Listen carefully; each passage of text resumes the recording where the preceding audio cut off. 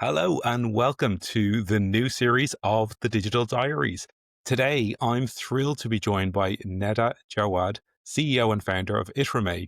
Prior to that, she had a career in sales and some really fascinating companies, and we're going to learn more about her experiences and her journey. Neda, you've had a really impressive career to date. Welcome to the show and tell us about your background.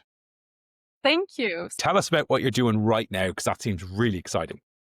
Sure. So Itramei, what we are doing essentially is that we are focusing on how can we make sure that people can develop the most important human skill in a safe environment. We all have had that moment where you're in a conversation and then something happens, you stumble up words and you kind of freeze or something else might happen. And then 2 hours later, you think back to it and you go, I should have said this, or I should have done that, or then it comes to you. So what happens in that moment is that you experience exposure to a certain type of maybe question or a scenario that you just haven't experienced before. And therefore you are learning. It's the process of progress. So basically what we do is that we try to eliminate all those moments by practicing in a safe environment. That's kind of the summary, and currently we're starting with sales because that's where the expertise lies, so to say. But the future vision is of course for everyone to benefit out of this. That's great. And I love your headline on LinkedIn for anyone who's come across you. 9 out of 10 reps practice in front of buyers.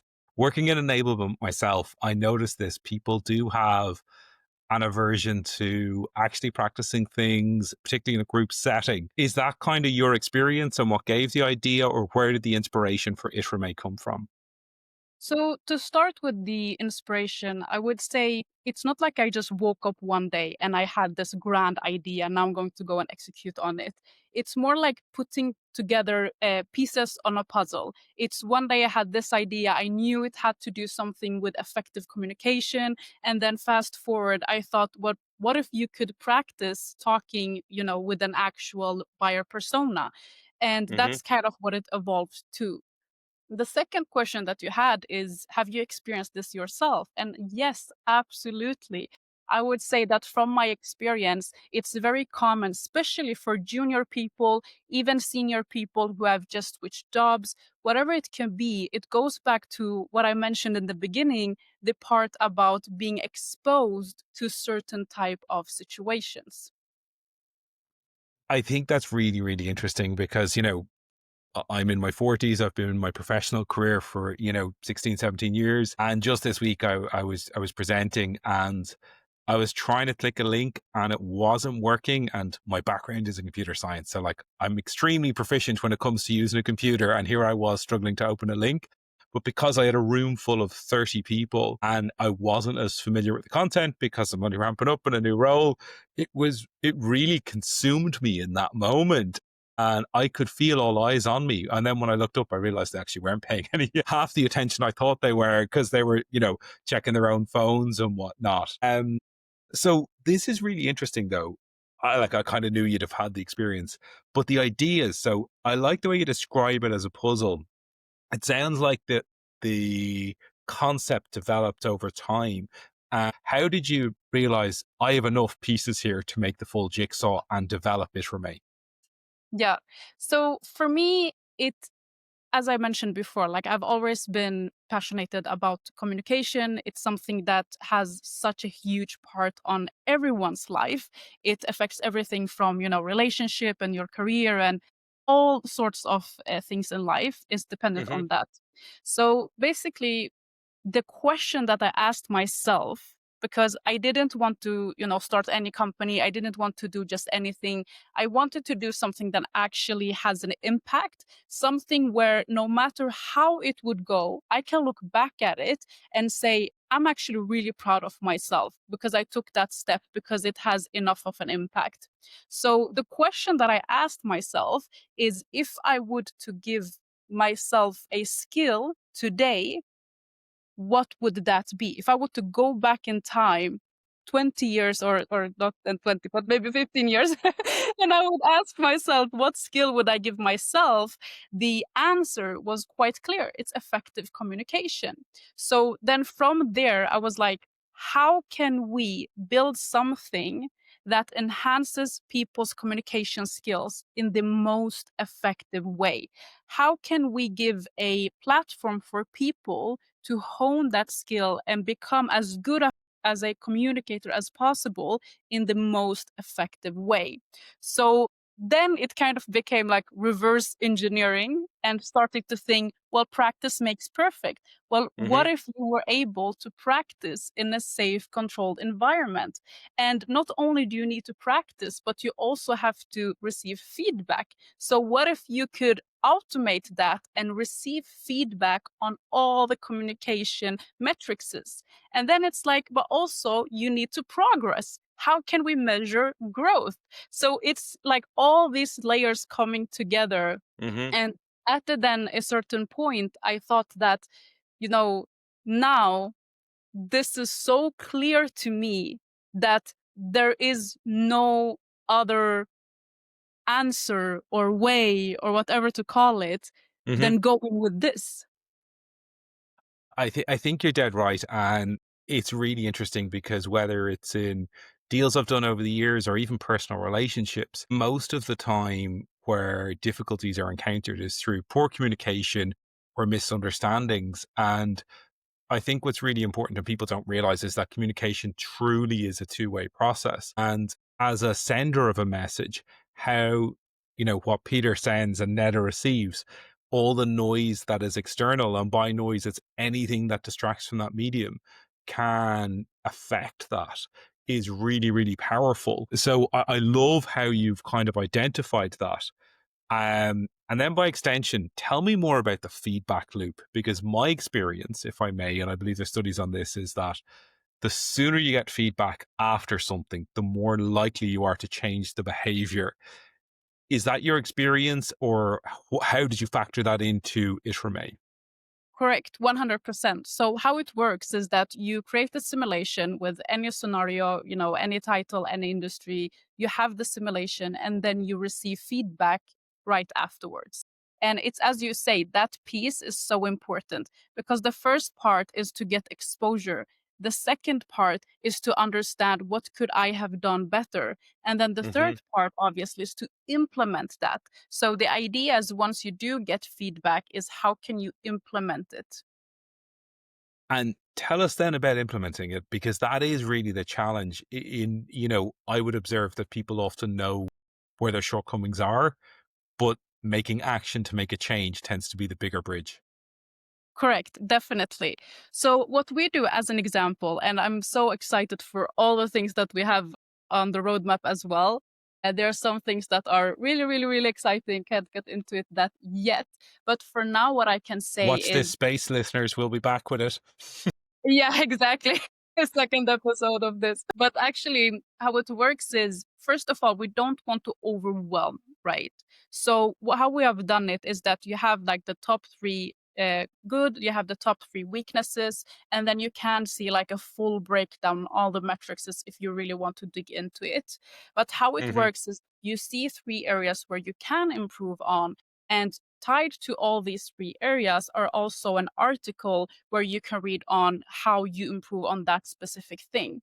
So let's say as an example that you would need to improve on your articulation. You would then see an article where you can understand what is it, how do you improve on it, and what exercise can you do to improve on that specific metrics. So if Hmm. you as an example receive a feedback and you read through the articles and you do the exercise, now you're implementing it and now it's becoming actionable. So the next time you're doing a simulation, you can then, throughout time track how have you improved in that specific metrics. I love that because progress is so impactful. About 3 years ago, I started going to the gym on a regular basis, and I'm now 3 years where I can reliably say I go 3 times a week, and I'm pretty proud of that. But what I saw was how I approached it happened to be quite separately what I saw Arnold Schwarzenegger recommend when somebody starts training. And he said most gym instructors, and I'd say it goes beyond this world, but he said they tend to overload clients in a first meeting and overwork them to the bone. And he said all that happens is they don't like exercise and they don't want to come back and they end up in pain. They regret the session. He said it's so much more impactful to give them lighter weights, lower reps, and go, look, let's practice form. It's all about technique first. Build up an enjoyment. Can you feel that a little bit? Yeah, you can. And you'll build up, and straight away you paint a picture of progression as to where you can go. And then in a 3 month period, you can go, God, I couldn't lift anything, or I couldn't run that far, whatever it is. And now look at what the progress I've made. And then you can look at the next 3 to 6 months and go, oh, well, this is how I'm going to do it. So that must be very rewarding. So you've recently just launched and you've done a lot of testing. What was that experience like, and how did that kind of give you, as a founder, the assurance that Itramei had a vision that people would buy into? It's actually really, really cool. And I myself, since we recently launched, I myself so far have been my biggest customer. So I've used obviously the platform the most, and it's just been so exciting. One thing that I did notice is just again back to this thing about the exposure. During my Hmm. whole sales career, there's actually one persona that I had never met before. I have never had a meeting with them before. And that's actually sales enablement. Before going into this, I had like no idea what does the title do, what type of how does like the everyday look like, and all those type Hmm. of things. So obviously for this product, now that we are in the sales space, like the most obvious person that benefits the most out of this is sales enablement, is basically their best friend. So when I started to testing it, I was like, let's start to test with this persona that I've never talked with before in like this type of environment. And I did it, and I had the simulations. It was really cool to myself be what we are preaching about. Because then when I had my first meeting with the head of enablement, what happened is that it was as if I've already had 10, 30 of these meetings before. Hmm. I knew their pain point. I knew their most common questions. I knew what's important for them when it comes to these type of platforms, because I've got these questions before. And it's so Yeah. cool to see also like what it does mentally. Not only do you become more competent, but you also become much more confident. I love that. So I do have one kind of challenge then within the actual users of the platform. One of the observations I get, and as I say, I refer to your headline, 9 out of 10 people practice in front of clients. And I would largely agree with that. But how do you kind of get, say the experienced rep who thinks they know it all to do training? Because sometimes they're like, no, well, sure, I'll learn it on the fly and I'll figure it out. And I have heard a lot of people say that over the years. How do you tap into that mindset to help them go, it's time to sharpen the saw here and get a bit better at this? Peter's actually super interesting, because here's what we noticed. We have one pilot customer currently where we divided it into 50% of each. So we Hmm. took a group of people, and what they chose was 50 of the lowest delivering and Hmm. 50 of the highest delivering. And Okay. you would think that the people who are not closing, the people who are struggling with sales, you would think that they would jump onto this. And the people who's already senior, who's already, know it all, they would not do it. But the interesting part is that we discovered the complete opposite. The ones Really? that closed the most were the ones that used it the most. Meanwhile, the ones that closed the least were the hardest one to get onto this. Now, obviously, this is super context dependent, and that's like a very specific scenario. It was a small pool, all these disclaimers. But the Yes, of point course. is that actually, when you think about it, it does make sense. Because who closes the most? The top performance. And Hmm. being a top performer, it's actually a behavior. You're a type of person who are in a constant loop where you expose yourself to situations, you Hmm. receive feedback, you implement the feedback, and then you expose yourself to more. So the only difference with Itramei is that we do it on scale, and they can automate it, and they can receive it objectively and personalized. It's the same process that they would otherwise naturally go through. I love that. And I think it's really, really interesting because there it's just saying it starts with mindset to begin with. And, if you read anything on coaching and stuff, people will always say, it doesn't matter how good the coach is, it matters what the coachee is like. Do they have an attitude and an awareness of willingness to learn? Do they have a growth mindset? Do they believe they can get better? And, when I look at kind of the platform, one of the things I love is the personalized feedback because what I'm thinking about it is that sometimes when someone gives me feedback, I'm like, that's that's opinion based. I'm not really sure I can actually see your point of view on that. Or maybe that's because you have an opinion of me personally that is transferring and affecting how you're saying I did such and such in such a way. And so I really like that it takes that potential bias out of there as well. Definitely. And you touched on such an important topic there, which is mindset. You hear it all the time. People are throwing out, the word mindset and mindset, so Yeah. important. But still, I think it's underrated. So Yeah. it's such, this given your career and history, and as you Mhm. just said, having the growth mentality, it makes all the difference. It what lays the foundation. I completely agree. And I do share that view with you that I think it's underrated because I think sometimes what happens, and this can be a downside of, say, social media, is someone will do a TikTok on mindset or something like that, or an Instagram reel. And it's this 30-second thing that is trying to condense like a book. Like I read Mindset by Carol Dweck, but I listened to it on Audible. It's 10 hours of reading time. You can't condense 10 hours into a 1 minute reel. It's just absurd. And so people think, oh, yeah, mindset's important. I'm like, do you know all the many, many reasons why it's important? Do you know how much research this person did to produce this book? And there's just so much behind it. It's why, and I won't mention names here, but why I don't love those book services that, summarize all books down to like 10 minutes. I'm like, you're not going to get the impact of what an author spent 3 years researching and written 300 to 1,000 pages in 10 minutes. I outright reject that because I've tried those services, but it comes back to the mindset piece, can it be done? Because, I was talking about objection handling and dealing with difficult customers. And one customer that stuck out with me early in my sales career, and it's where you can I was overzealous. I was too enthusiastic. And for want of a better word, I just annoyed the CEO. Okay. And people complained about me being too over the top. Bit of a rookie mistake. And the CEO said, you're not to come near the company. They're an existing customer and I was trying to grow them. And about 2 months later, someone new comes in and says, I want a demo of product. And I just said, great to hear you're interested. But hell no, you got to get your CEO in on this. And he's got to give me an email that says I can go ahead. And there's a commitment to the process. So it was a little bit of like, what? We just want demo. And I said, yeah, but no, CEO or no go. I dug my heels in 100%. So we actually got on a call with me and he kind of said, look, you were too much. And I said, I appreciate that. And I'm sorry. But I said, if you want me to do this with your team, here is what needs to happen. And I said, I need your commitment on this. And he goes, well, I don't need to be involved. And I said, okay. But I said, that does mean I have free reign during this process to engage with your team. And he just went, okay. And I said, you need to send that communication out to your teams, just like you told them that I wasn't going to be in touch.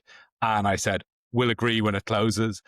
But where it came good and where we persisted and communication was clear is that although he's long since gone out of that company and I'm long gone there, we're still connected on LinkedIn. We still exchange messages. Nice. He's now a published author. Like any relationship can be repaired with the right mindset. Yeah, definitely. I love that. It's such a good example. And that's also such a good example showing that people who wouldn't have that specific mindset would easily say, oh, but it's already broken. It can't be fixed. Meanwhile, here it was more about the growth, the opportunities, the possibilities, what can be done. And that's the important part. Yeah, yeah, totally. So look, really exciting stuff with Itramei. Want to get to know the person, Neda, as well, but tell us about your career beforehand. What were you doing? You were selling in a couple of businesses. What was kind of the day to day like before, and had you always planned to go out on your own? So I don't know who said this, but I saw this many years ago. And this guy said that sales are one of the occupations where you don't really plan for it. You just end up in it. Like no one says, I want to grow up and be a salesperson. And Nope. that's exactly what happened to me. So for me, I started with direct sales. So it was, the type of direct to consumer, door knocking, pitching on malls, the basics 101 of sales. And after that, I was there for some time and I thought that, okay, now I've come to a point where I'm not really growing anymore. And that's when I decided to switch it up and I went to B2B instead. But Hmm. ironically, I went from the shortest sales cycle to the longest sales cycle. I was there for a short time. And then I went to another company, which was more like complex tech sales. And what I can say is that basically I experienced the full cycle from B2C, shorter sales cycle to B2B to complex techs. So yeah, I really feel that I've experienced most part of that. And that's kind of what laid the foundation, especially the Hmm. first work what I had with such a high rejection rate. So in my view, I think that B2C, those type of sales is one of the hardest type of sales because the rejection rate is so high that there is no choice to develop a really, really good mindset because otherwise you're just out. Firstly, very similar in terms of my own sales experience and kind of, my first grown up sales job, if you will. I'm not going to count student jobs. I was selling payments, but I was getting the golden pages and picking an industry and just going smile and dial through it. So I have to say, anyone who's done that, I think, has an appreciation for the sheer grit and persistence that that takes because you're kind of playing to the law of averages in that scenario. But I have to say, I found it very difficult to shift from that initially to complex value B2B selling. And it did take me quite a while to get a good grip on it because there were so many moving parts in terms of stakeholders. What was that journey like for you? Definitely. It's exactly as you're saying. And I think that's also one of the pieces that, created Itramei, me actually knowing how much of a difference that piece does make. But basically it's exactly as you're saying, even though it's sales, sales in itself is so broad and it has different pieces in it. So as an example with B2C short sales cycle, as you know, it's all about the first impression. It's very short, it's quick, it's the first impression. It's, a lot that happens just within 3, 4, 5 minutes. But then when it comes to complex sales, it's, I wouldn't say the opposite of that, but it's definitely more about relationship building and connection and patience and all this stuff that you didn't really train up in the B2C type of Hmm. occupation, right? So I would say that was kind of the biggest shift going from thinking short term to Hmm. actually thinking more long term. Like, what would this look like for the customer 1 year from now? How does that affect them 2, 3 years from now? So those are the biggest shift. And I would say, just as anything else, it's about the exposure to that thing. It's about understanding how can I make this in the best possible way and then start Hmm. from there. Yeah, I think that's a very similar thing and kind of a common one. And also when you get into the additional stakeholders and you think you go, okay, well, we've got marketing, sales, service, we've got IT, grand. But then people tend not to think of procurement or legal. And it's like, oh my God, does this Yes. ever end? And how do we prepare for it? Like I remember one legal conversation. Uh I was hosting it with the company's lawyer and the customer's lawyer. And the customer's lawyer had just decided the terms and conditions they didn't like. And they just came on and berated it for 20 minutes. And I had to say several times, I said, can we just pause? I said, disagree, but I respect your point that you don't think our terms are fair.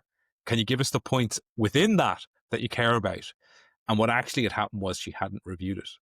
So I had to go back to my stakeholder and go, look, you're being stalled with this. I said, you need to coach your lawyer. Look, do you want this to happen? You need to set that mindset, find out what they really are. And look, it's going to take 2 days to review. That's fine. we'll have a call in 2 days' time.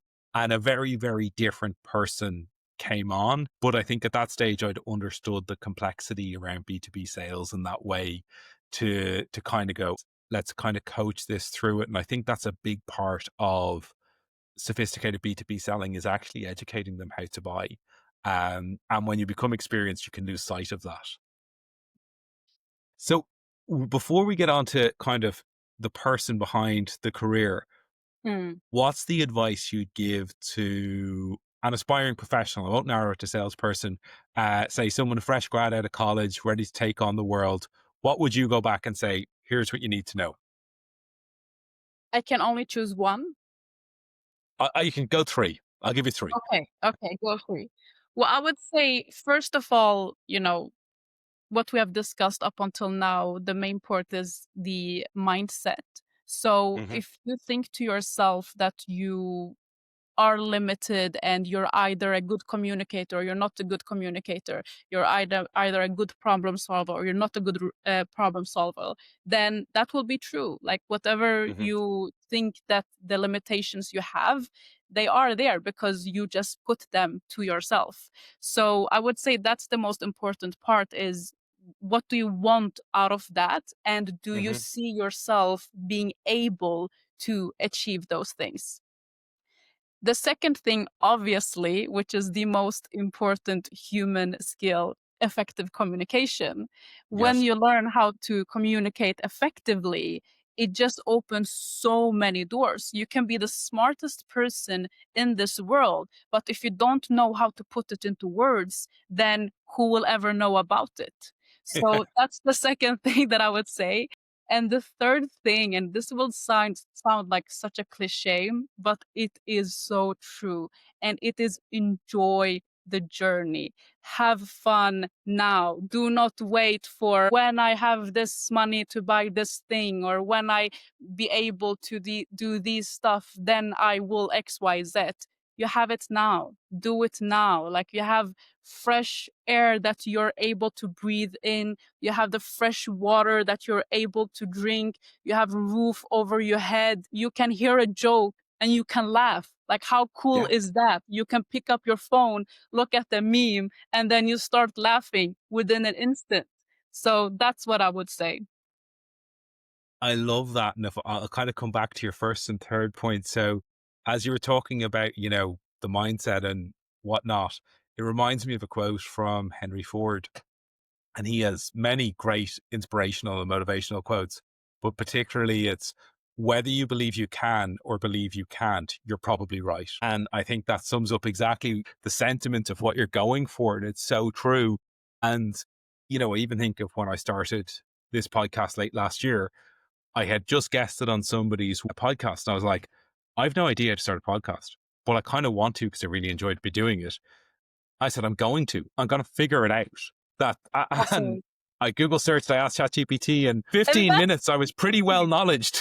Yeah, that's the beauty. The beauty is that we have so much knowledge. Like, you can literally become an quote unquote expert within anything just by digging into it. Whatever subject there is, there's so much information out there.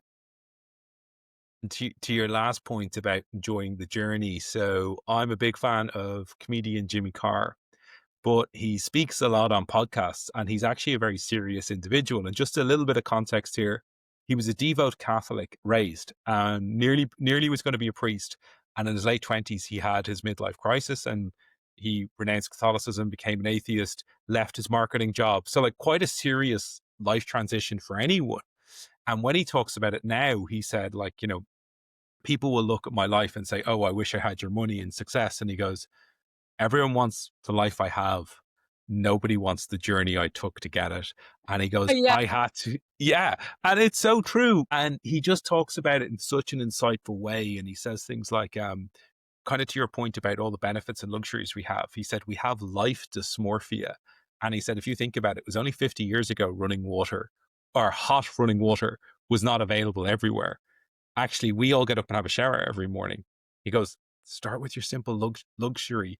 And I love this as well. He goes, show me a kid with a trust fund and I'll show you someone with emotional problems who's miserably unhappy. And It is so true on enjoying the journey. And life doesn't always work out the way you planned, and I think you've really got a good sense of that. And I think that's wonderful advice to share to someone, Neda. So thank Yeah. you for that. And also what you just said that, life does not always work out as you want. That's the whole point of whatever you do, at least for me, whatever I do.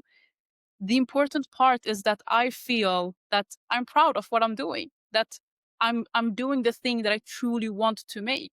Because however it would turn out, at least you can always look back at that. And that's the most important part. I couldn't agree more. And I've shared this on the podcast before, but like personally, my wife and I, we were both working, and Ben, our son, he's severely autistic, and it was actually getting too much, the two of us working, and so she's on a prolonged career break, potentially may never go back to work. That wasn't what we planned, but it is our life, and it's a truly noble pursuit. It's fulfilling, and it needs to be done. But we can be really depressed and miserable about that. Probably hear Ben screaming in the background anyway now, but you can be depressed about that, or you can go, well, we're getting the best out of it and we're making the best of the situation. And we are. And I think that's really, really important. That's so beautiful. Thank you, thank you, thank you. Yeah, no, Neve is fantastic with him, and it's a nice story. But tell us, okay, so we never go away without getting to know the person behind it. Laptop closed, the weekends. Are we hiking, running, yoga? Tell me, what do you like to do in your spare time?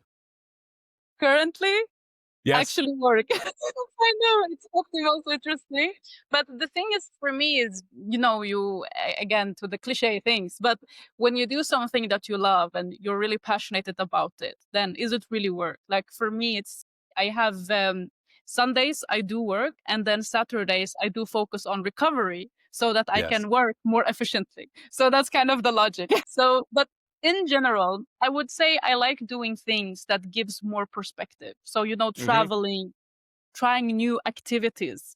It's so cool to be able to experience something that you've never experienced before. Like as an example, we went scuba diving one time. When I don't know if that it's called no, the one that you So were. scuba diving, yeah, yeah, How cool is that? That we can do it, that we yeah. have the resources to have a tank with us and, be able to breathe underwater and feel like we're flying, but underwater. It's so cool that we can experience that. So I would say for me, I love experiencing new activities. I love trying new food from new food cultures as well, Hmm. and yeah, there's just so much joy to be able to experience, and the more that we can do, the better. I completely agree. And a former manager of mine and my wife's, he was big into scuba diving, and he actually was published in National Geographic on several occasions. And I remember him telling me about it. And he was scuba diving without a cage among bull sharks during mating season. And Wow. I was looking at him going, why would you do that? And he goes, there was nothing to be scared of. And I was like, yeah, yeah, there was actually. There was the bull sharks in mating season. There's something to be very, very, very afraid of. But what's even more interesting, we later found out, not only was he an incredible photographer, but he was also colorblind. And he was taking these incredible photographs that were getting published in National Geographic. Wow. Wow. I've Yeah. actually also heard that from one other, that apparently it is apparently not dangerous to scuba dive with sharks. But yeah, I would never dare to do that. At least I got a company to build. Well, okay. Cool. So look, final question of our chat for today, and this is totally out there one. So I saw this on Instagram and I decided to do it. I asked ChatGPT this. So I threw this prompt into ChatGPT. So I want you to imagine you're a little bit like an AI model for a moment. Okay. If you only had one day on this world, how would you spend it?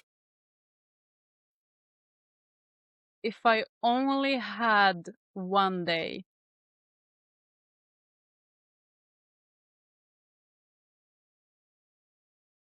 yeah, I would probably just be with my family.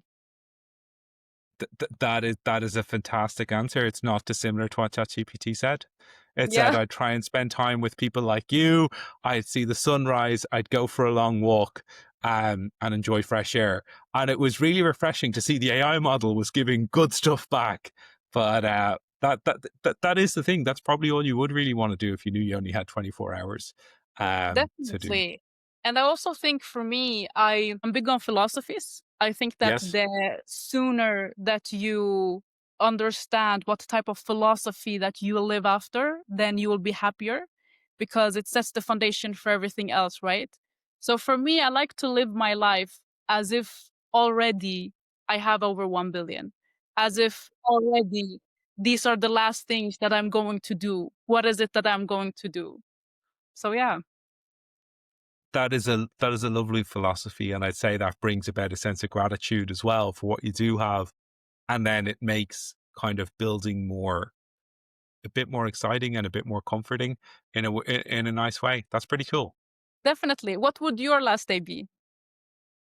My last day would be, I suppose, I would actually like to see the sunrise. I would like a leisurely breakfast with my wife while the kids are playing, followed by it's all going to be food based, but followed by a nice pub lunch in a sunny afternoon, followed by in the evening, just really quiet downtime with my wife and kids, nice roast dinner, glass of wine, and just ease in. And in that scenario, it's a cold winter's day the whole way. Cold winter's Yes. day. Yeah, yeah, yeah. Really? Yeah, You yeah. like the cold? Yeah, I did. I like. I mean, I like the sun too. Yes, but for kind of a lot of the foods I like are very heavy, comforting foods that you wouldn't eat on a warmer day. Yes, that's so refreshing to hear. For me, I'm big on sun. I want as much sun as possible. I want to feel the heat. I want to feel the sun on me. So yeah, that is refreshing to hear. Well, look, it's been absolutely wonderful talking to you, Neda. Itramei sounds like an absolutely wonderful business and adventure, and I wish you every success with it. If someone wants to get in touch with you, what's the best way for them to reach out to you? Yeah, so first of all, thank you for having me. It's been such an interesting conversation. It definitely does not feel like we've already talked through a whole episode. It feels like we just talked a few minutes. I'm like, wait, is it already over? That went so quick. But yeah, I would say for me, I am active on LinkedIn. So you can add me there. Just search Mhm. Neda Jawad and I'll be happy to connect. That's it. And for Itramei, obviously, it's itramei.com. You'll probably find the links wherever this is published as well. Yeah, this will be on Spotify and Apple Podcasts, and it'll be in the show notes as well. Neda, thank you very, very much for being on the Digital Diaries. It's been an absolute Thank pleasure. you.